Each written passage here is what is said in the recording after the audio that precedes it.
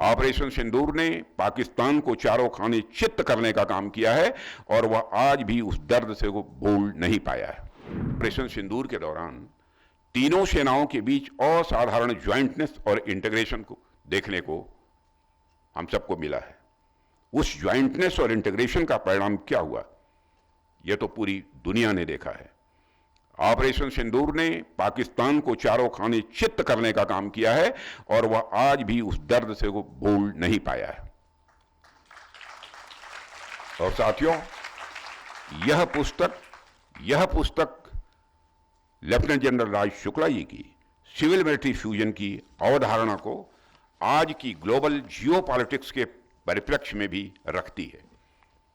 और इस पुस्तक को पढ़ने के दौरान मेरे लिए एक इंपॉर्टेंट टेक अवे यह रहा है कि सिविल मिलिट्री फ्यूजन को केवल इंटीग्रेशन के रूप में नहीं बल्कि एक स्ट्रेटेजिक इनेबलर के रूप में देखा जाना चाहिए, ऐसा मेरा मानना है।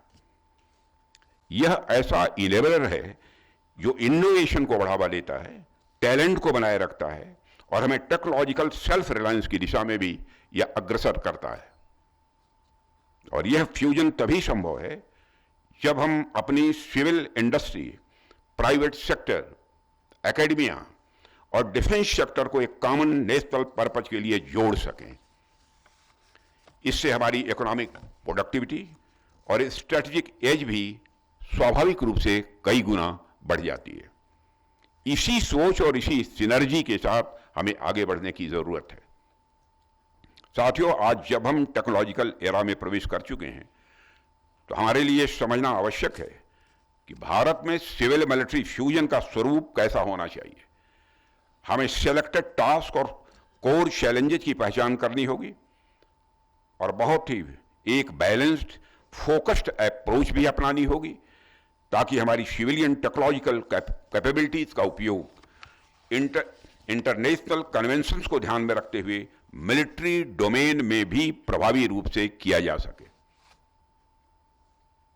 कई बार हम लोगों ने देखा है कि हमारी कई इंपॉर्टेंट टेक्नोलॉजी केवल सिविलियन यूज तक ही सीमित रह जाती हैं, जबकि वही इनोवेशंस और ड्वेल यूज कंसेप्ट के तहत मिलिट्री एप्लीकेशंस में लाई जाएं और डिफेंस में इस्तेमाल होने वाली टेक्नोलॉजीज अगर सिविल यूज में लाई जाएं तो ये हमारी नेशनल पावर को कई गुना बढ़ा सकती हैं।